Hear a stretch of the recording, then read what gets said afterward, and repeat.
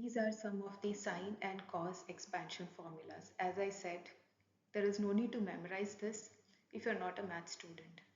For example, if I ask you what is sine of 150, you might go ahead and do sine of 90 plus 60 and then use these formulas. You will get the answer in that way, but we will look at an easier method. Let's look at cos of angles greater than 90 degrees, which are mirror images of 60 degrees. Cos of 120 is cos 90 plus 30. We'll use the formula cos A cos B minus sin A sin B. We get a value negative 1 by 2. Similarly, we can do cos 300, which is cos of 360 minus 660, cos A cos B plus sin A sin B. Eventually, we calculate and find the answer. And look at cos of negative numbers. And cos of minus 60 is half following the formula, but cos of minus 20 is not plus 1 by 2, it is minus 1 by 2. And I'll explain in the graph why it is so. Now let's look at the cos of some angles which form mirror images of 60 degrees. Let's take the first angle, 60 degrees in the first quadrant, and cos, as we know, is the adjacent value upon adjacent side upon the hypotenuse. Here the adjacent side is 1, which is the value on the x-axis. It's the x coordinate. We look at the values of x-axis for cos of an angle. The hypotenuse is 2, so the cos here is 1 by 2 in first quadrant for 60 degrees. Now, the mirror image of 60 around y-axis in the second quadrant is the angle 120 degrees. If you see, x has now become negative in the second quadrant. The value of x is minus 1. And minus 1 by 2 will give you a negative 1 by 2 as cos of 120 degrees.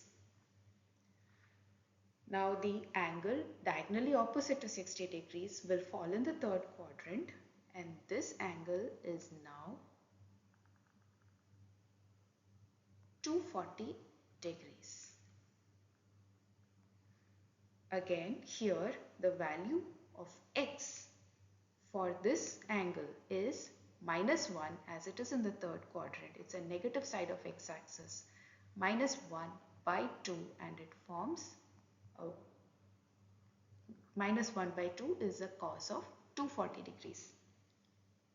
Let's look at the cos of a mirror image of 60 in the fourth quadrant.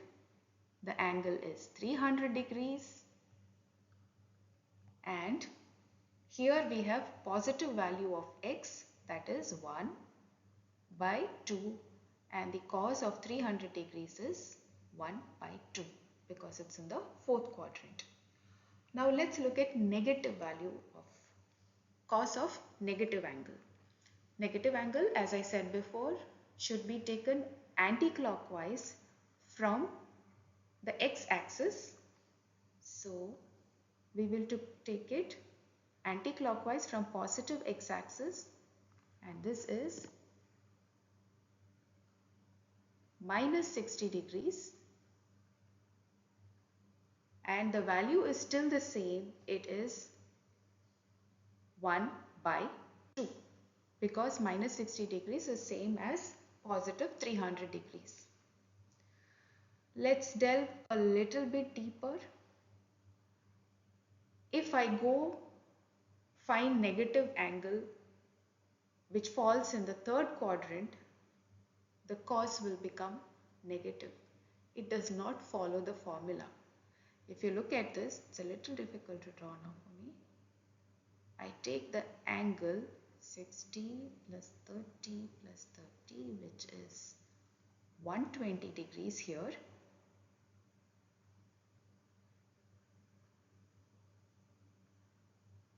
Negative 120 degrees. It falls in the third quadrant, and my answer is minus 1 by 2. It is not 1 by 2 as the formula says. The formula cos of minus theta is equal to cos theta applies for angles that fall between 0 and 90. So you have to be very careful about that. Sine cos tan of negative numbers that is mentioned in the formula is for angles less than 90 degrees. So if you follow the graph, you will never go wrong. Though those formulas are simple, but when it goes beyond 90 degrees, it's best to follow the graph.